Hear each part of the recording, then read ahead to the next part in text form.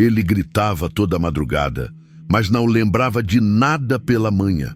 Todas as madrugadas, exatamente às 3h17, ele acordava gritando, sempre no mesmo segundo, sempre com o mesmo som preso na garganta.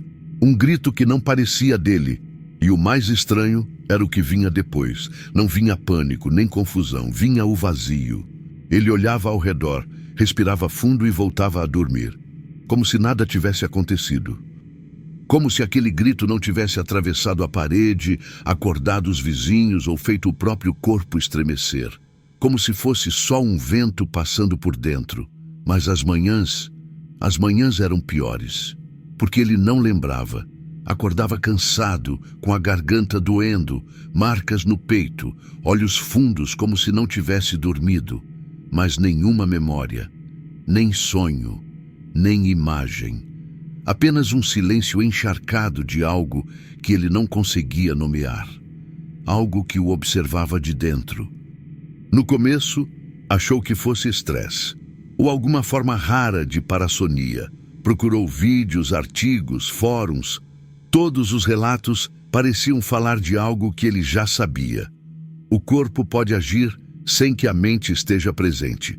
O problema é que, com o passar dos dias, ele começou a sentir que a mente estava presente sim, só que não era a dele. Uma madrugada, acordou com o próprio grito ecoando entre os cômodos. Mas havia algo a mais. Uma pausa, logo depois, que não parecia natural. Como se alguém estivesse esperando ele terminar. O relógio marcava de novo 3h17, e por um instante, um único segundo, ele sentiu que não tinha acordado, mas sido acordado. Como se alguém estivesse ali, do lado, e o grito fosse uma reação ao que tinha acabado de acontecer. Levantou cambaleando, o suor escorrendo pelo peito, e foi até o espelho do corredor. Olhou para si mesmo, mas o reflexo estava atrasado. Só um pouco, meio segundo talvez, mas suficiente para fazer o estômago afundar. O reflexo piscou depois, mexeu a cabeça depois, sorriu depois. Ele não tinha sorrido. Voltou para o quarto e se trancou. Pela primeira vez, não quis dormir. Ficou encarando a tela do celular, olhos arregalados, tentando se manter acordado. Mas a exaustão venceu, e antes de apagar, deixou a câmera ligada, virada para a cama em modo noturno, como quem pressente que vai precisar de provas. Na manhã seguinte, o vídeo estava lá, 7 horas de gravação. Reviu tudo em silêncio, pulando os minutos em que não se mexia, até chegar em 3h17. No exato segundo, ele se senta na cama. Os olhos estão abertos, mas sem vida. A boca começa a se mover, mas o som que sai não é grito. É linguagem. Uma que ele não conhece, uma que soa errada, distorcida, como se alguém tentasse falar com uma língua que não foi feita para humanos. Então vem o grito, longo, alto, e depois ele deita, fecha os olhos, volta a dormir. No fim do vídeo há algo que não deveria estar lá. Um sussurro, bem ao final. Frase única, quase engolida pela estática. Você prometeu que não ia esquecer. Os gritos na câmera do celular. Na manhã seguinte, ele assistiu ao vídeo mais uma vez, como se precisasse provar a si mesmo que aquilo tinha realmente acontecido. A cada repetição, o grito parecia mais estranho. Não soava como dor, não era susto.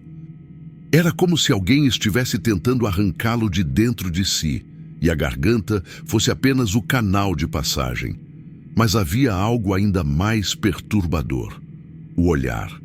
A câmera mostrava claramente que seus olhos estavam abertos antes do grito começar, e não piscavam, nem uma única vez. Durante quase 2 minutos, ele permanecia imóvel, sentado na cama, a boca fechada e os olhos fixos em um ponto que a lente não conseguia alcançar. Ele avançou quadro a quadro, analisando cada microexpressão. E foi ali, entre 2 frames, que percebeu.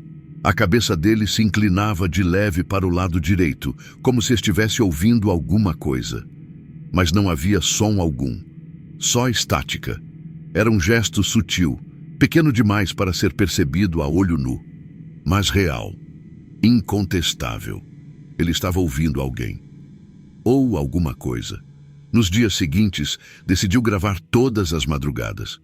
Configurou o celular em tripé, luz mínima, posição fixa. A rotina era a mesma. Dormia. Gritava às 3h17. Voltava a deitar. E de manhã, nada. Nenhuma lembrança. Nenhuma explicação. Era como assistir a um estranho ocupando o próprio corpo. Uma versão dele que não respirava igual, não falava igual, não existia igual. Em uma das gravações, notou algo novo. Quando o grito termina, ele sussurra. A câmera quase não capta, mas com fones de ouvido e volume no máximo é possível distinguir palavras desconexas, faladas com urgência. Não fecha a porta.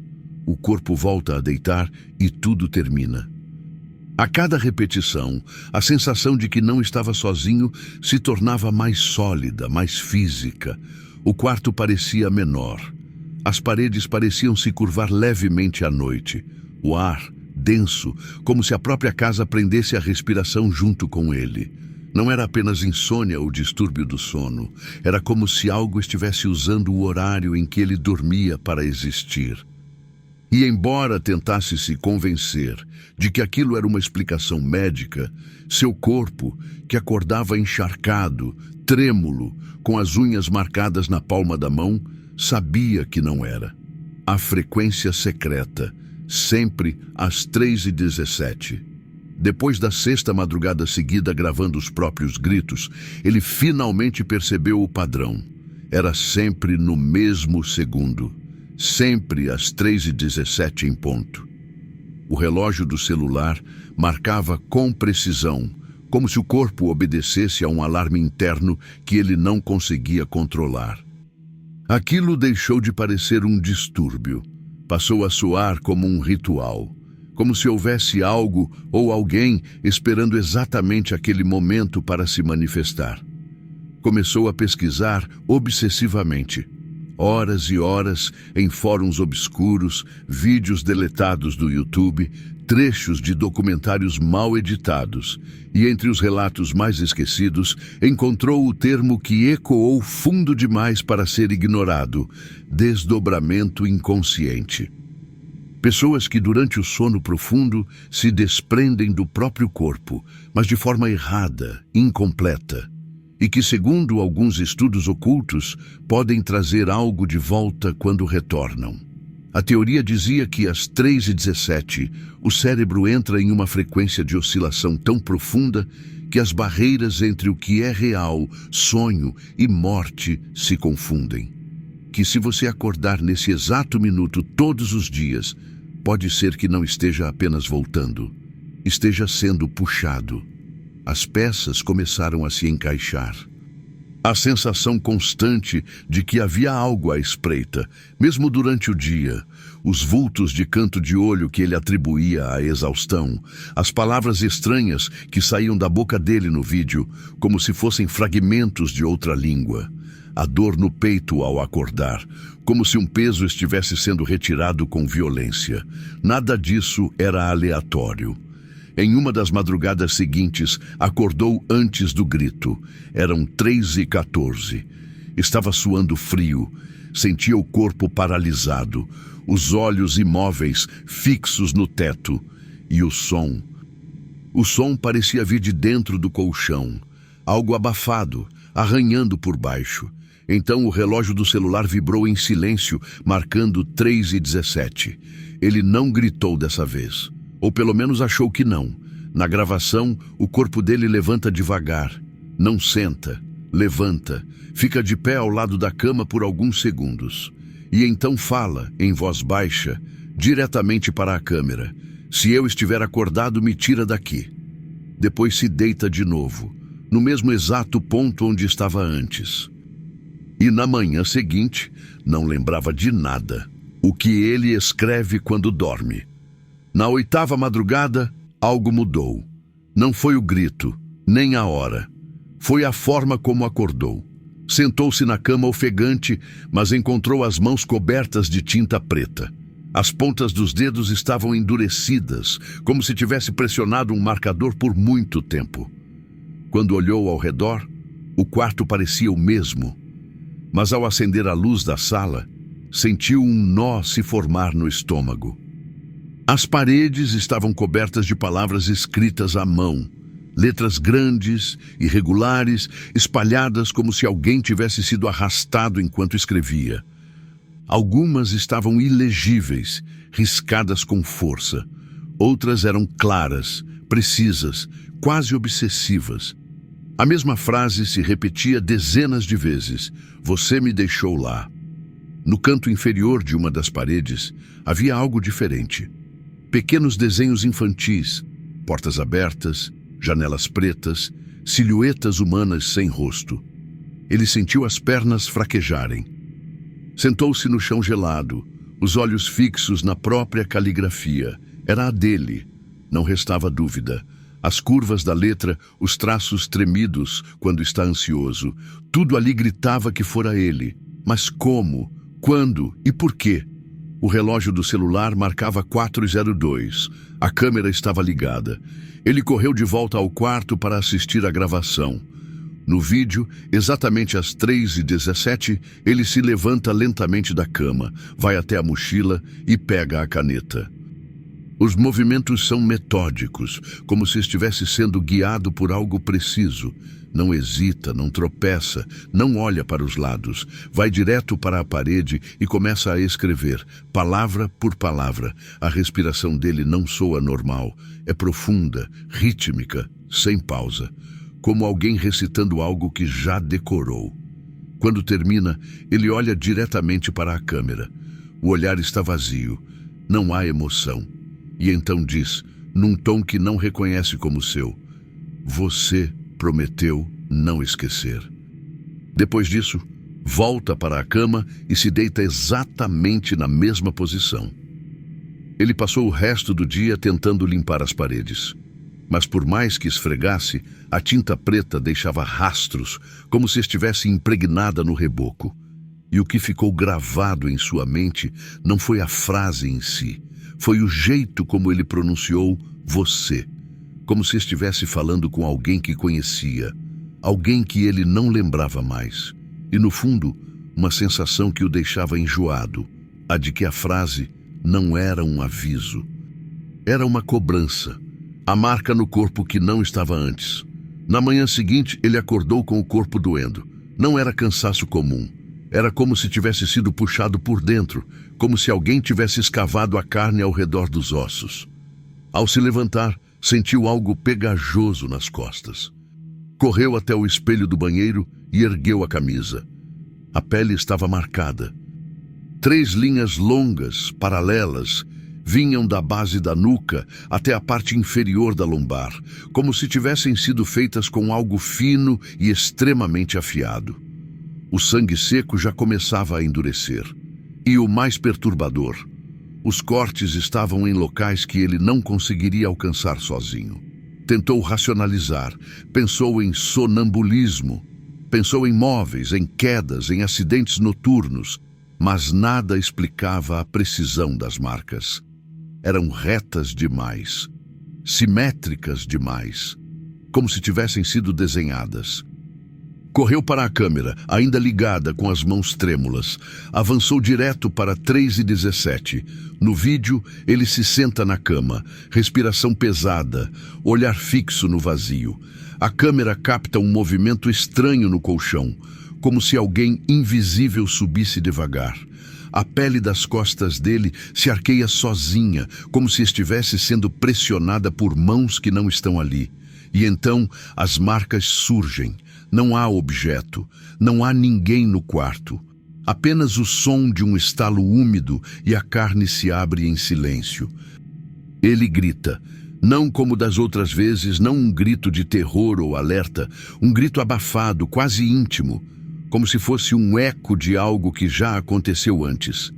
Depois, a cabeça dele vira lentamente para a câmera, os olhos sem foco, e ele sorri.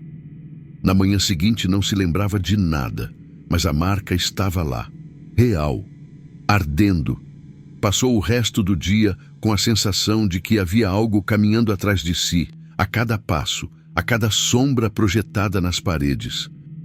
Olhava para os espelhos e tinha a impressão de que a própria imagem demorava para acompanhá-lo, como se houvesse outra versão dele presa ali dentro.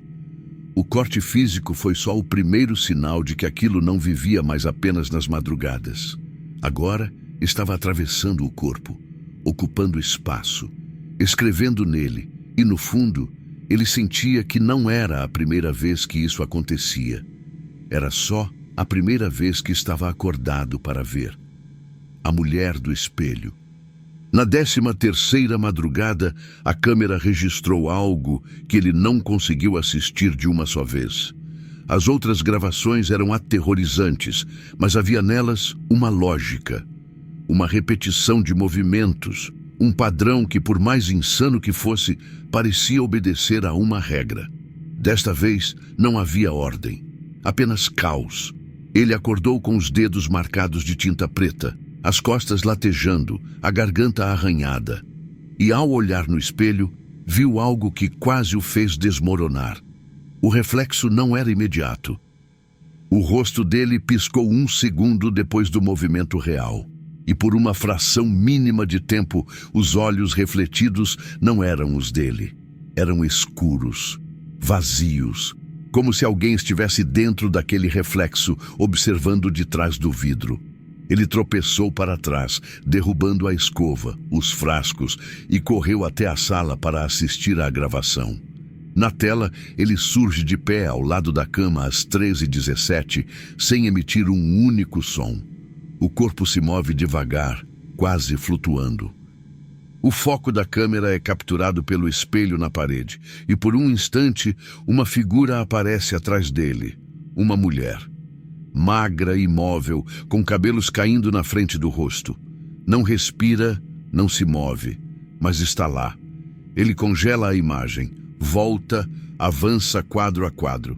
A mulher não aparece de repente. Ela surge aos poucos, como se estivesse sendo revelada de dentro do espelho, tomando forma a partir da própria escuridão. E quando a figura finalmente fica nítida, a boca dela se abre, mas nenhum som é emitido. Nas madrugadas seguintes, ele começou a vê-la sem precisar da câmera. De relance no corredor, no reflexo do micro-ondas, no vidro do carro. Ela nunca fazia nada. Apenas observava. Mas toda vez que os olhos dele cruzavam com os dela, o relógio marcava o mesmo horário. 3h17. A presença deixou de ser uma suspeita para se tornar um segundo plano da realidade. Invisível para todos, mas fixa nele. Onde quer que fosse, e pouco a pouco começou a duvidar se ainda existia sozinho naquele corpo. A mulher não precisava mais de palavras, não precisava aparecer por inteiro, bastava estar, bastava esperar. A voz que começa a responder. Foi na 16ª gravação que a voz dela apareceu. Até então, ele só ouvia a própria respiração pesada, os gritos e às vezes frases sem sentido saindo da própria boca. Mas naquela noite, a câmera captou algo diferente. Uma resposta, baixa. Quase um sussurro sufocado pela estática do ambiente. E mesmo assim, clara o suficiente para atravessar o corpo como um arrepio violento. Ele pausou o vídeo imediatamente, recuou 3 segundos, repetiu. A voz não era dele. Era feminina, mas com um tom seco, emocionalmente morto, como se alguém estivesse apenas repetindo algo que já dissera muitas vezes. Como quem perdeu a paciência há muito tempo. No momento exato em que ele começa a se contorcer na cama, a voz sussurra. Você prometeu. Ele congelou diante da tela. Não lembrava de ter prometido nada, nada real, nada recente. Mas a frase tinha peso. Um peso que atravessava o estômago.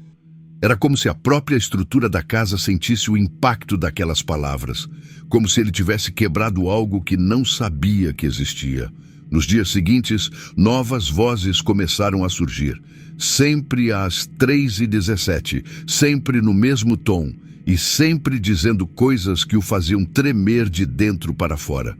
Volta para lá. Você fechou a porta. Eu ainda estou esperando. Ele passou a ouvir essas frases mesmo longe da câmera, no trânsito, no ruído do ventilador, no chiado da TV fora de canal. Às vezes, surgiam no fundo da música do celular, como se estivessem escondidas em frequências que só ele podia captar. Tentou isolar o áudio dos vídeos com um programa de edição. Tirou o som ambiente, aumentou o ganho. E o que encontrou o fez suar frio. No fundo da gravação, há algo mais. Algo que não é uma voz, não tem forma. É um som contínuo, grave, como um motor profundo vibrando sob a casa inteira. E quanto mais ele amplifica, mais o som parece ganhar intenção. Forma, ritmo. Não era apenas uma voz respondendo. Era outra presença, escutando também. Algo que está ali desde o começo. E agora parece mais próximo. Na última gravação, a voz diz algo que ele não consegue apagar da mente. Dessa vez, você não vai esquecer. E naquele momento ele sentiu, pela primeira vez, que talvez esquecer tivesse sido a única coisa que o mantinha vivo. O lugar escondido na casa. Na 20ª madrugada, a fronteira entre sonho e vigília deixou de existir. Não havia mais diferença entre acordar e dormir. Ele começou a se levantar no meio da noite, andando pela casa como se estivesse sendo guiado. Um caminho sempre igual. Corredor, escada, cozinha e então o porão. A porta do porão, que ele sempre acreditou estar trancada desde que se mudara, estava entreaberta, como se alguém a abrisse todas as madrugadas enquanto ele dormia. Na primeira vez que desceu, não lembrou de nada, mas a câmera captou tudo. O corpo dele descia os degraus devagar, a cabeça levemente inclinada, como se ouvisse algo vindo das paredes. Não ligou nenhuma luz, não hesitou. Quando chegou ao chão de cimento, ajoelhou-se, encostou a testa no piso e ficou assim por 5 minutos, imóvel. E então começou a rir. Uma risada seca, irregular, sem emoção, que não era dele. Decidiu descer acordado na noite seguinte. Às 3h15 já estava na escada com a lanterna na mão. O ar era diferente. Mais frio, mais denso, como se tivesse descido metros abaixo da casa, e não apenas alguns degraus. O cimento estava úmido, coberto de manchas circulares escuras que ele não lembrava de ter visto antes. No canto, encontrou caixas velhas empilhadas de forma meticulosa, como se guardassem algo importante. Uma delas estava marcada com uma data que ele reconheceu de imediato. O ano em que desapareceu por 3 dias quando era criança. Um episódio que ninguém na família comentava mais. Ao abrir a caixa, encontrou fotografias. Muitas, todas em preto e branco, mal reveladas. Crianças sentadas no mesmo chão em que ele estava agora. Algumas sorrindo, outras chorando. Em uma delas, no canto, estava ele. Com 7 anos, e ao lado, a mulher do espelho. A lanterna tremeu na mão, o estômago revirou, o ar ficou mais pesado. Sentiu que havia alguém ali com ele, respirando atrás de sua nuca. Virou-se num estalo, mas não viu nada. Só escuridão compacta, viva. E naquele instante, entendeu. O porão não era só um espaço físico. Era uma extensão daquilo que o puxava às 3h17. Um ponto fixo, um lugar onde sua infância havia ficado presa. O som grave das gravações começou a se manifestar no chão, vibrando sob seus pés, como se a própria fundação da casa estivesse esperando que ele se lembrasse. E por alguma razão, ele sempre soube que essa lembrança era o que o destruiria. A confissão que ele escreveu e escondeu de si mesmo. Na noite seguinte, ele acordou com a sensação de que alguém havia sussurrado o próprio nome bem ao lado de sua orelha. Não havia som, apenas o eco físico de um chamado. A respiração ficou curta, o corpo congelado, os músculos pesando como se o ar estivesse sendo sugado de dentro. Olhou para o relógio. 3h17. Dessa vez, não havia grito. Não havia resistência. Era como se o corpo tivesse aceitado algo que a mente ainda tentava negar. Ele desceu as escadas de novo, sem acender nenhuma luz, guiado apenas por uma certeza incômoda de que não estava sozinho. O porão o esperava, com a porta aberta antes mesmo de ele chegar. O ar que saía de lá não era apenas frio.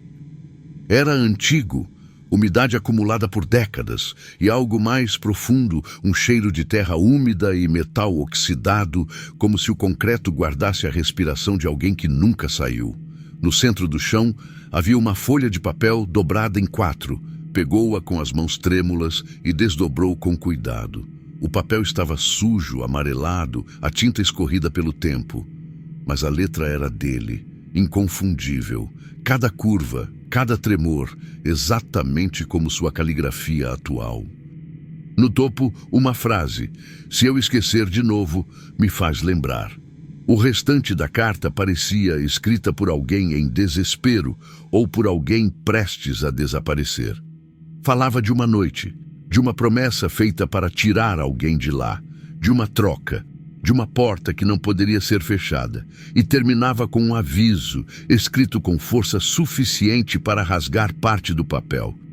Ela ficou presa porque eu voltei sozinho. A carta tremia em suas mãos, não por causa do vento, não havia vento. Tremia porque ele sentia a verdade dela pulsando como uma ferida aberta. Aquilo não era um recado de alguém, era um recado dele, de si mesmo, de uma versão que sabia o que estava por vir e tentou alertá-lo. No canto do porão, o som grave começou a vibrar, agora mais forte, quase audível. Uma frequência que parecia arrancar palavras do fundo da garganta, mesmo sem querer falar. E então, lá de dentro, uma voz feminina respondeu, não com raiva, com paciência. Eu esperei você lembrar. Foi nesse instante que ele entendeu que esquecer não havia sido um acidente. Esquecer tinha sido a escolha que o manteve vivo até ali. A última noite, sem grito, sem som. A penúltima noite começou em silêncio absoluto. Nenhum grito, nenhum movimento. Só o ar parado, pesado, como se a casa inteira prendesse a respiração com ele. Às 3h17, o celular vibrou sozinho. A tela se acendeu. A câmera estava ligada antes mesmo de ele se mexer. Como se alguém tivesse assumido o controle antes que ele acordasse. O vídeo mostra o corpo dele levantando com lentidão, mas desta vez não há resistência nos gestos, não há hesitação. Ele caminha até o corredor, desce as escadas e entra no porão, como quem volta para casa depois de anos. A câmera frontal capta a imagem de relance. Ele está sorrindo. Não o sorriso de alívio. O sorriso de alguém que sabe que não tem mais para onde fugir. Lá embaixo, o porão não é mais só cimento. As paredes parecem se mover. As sombras respiram como se fossem vivas. A mulher está no centro, agora completamente visível, com a mesma roupa, o mesmo cabelo cobrindo parte do rosto. Não se aproxima, não fala, apenas observa, como sempre. Mas dessa vez, ele sente o som antes de ouvi-lo. Um zumbido grave, pulsante, que preenche os ouvidos e a carne. A mesma frequência que ouviu nas gravações, só que agora está dentro da cabeça. Ela dá um passo para frente. O sorriso dele desaparece. A voz dela, tão nítida quanto um sussurro no próprio ouvido, ecoa por dentro. Você fechou a porta, agora abre. Ele não lembra de ter respondido, mas o vídeo mostra os lábios se mexendo. A resposta é curta, quebrada, mas clara. Eu lembro. No teto do porão, a estrutura vibra. As lâmpadas queimam, uma a uma. A respiração se mistura com o som grave e tudo parece se dobrar ao redor dele. O tempo perde forma. O relógio continua marcando 3h17, como se os segundos tivessem parado. Ela se aproxima mais. A sombra dela cobre a dele. Nesse ponto as gravações falham, a imagem distorce, mas há um detalhe que fica. Um frame congelado no final do vídeo. Ele, de frente para a câmera, olhando diretamente para quem assiste, com os olhos pretos como a noite. Nenhuma emoção, nenhuma resistência. Foi nesse momento que ele deixou de ser quem era, e que a história deixou de ser dele apenas. Ele acordou calado, mas não era ele. Quando amanheceu, tudo estava quieto demais. O relógio marcava 6h43 e pela primeira vez em semanas ele não acordou com dor no corpo, nem com a garganta rasgada, nem com suor gelado na pele. A cama estava intacta, nenhuma marca no chão, nenhuma frase escrita nas paredes, nenhum sinal de que algo havia acontecido. Mas havia um detalhe que o fez entender que nada estava normal. Ele não lembrava o próprio nome. Levantou-se devagar, sentindo o corpo leve, vazio, como se tivesse deixado algo importante para trás. A casa parecia maior, mais fria. As paredes limpas demais, como se nunca tivessem carregado tinta preta.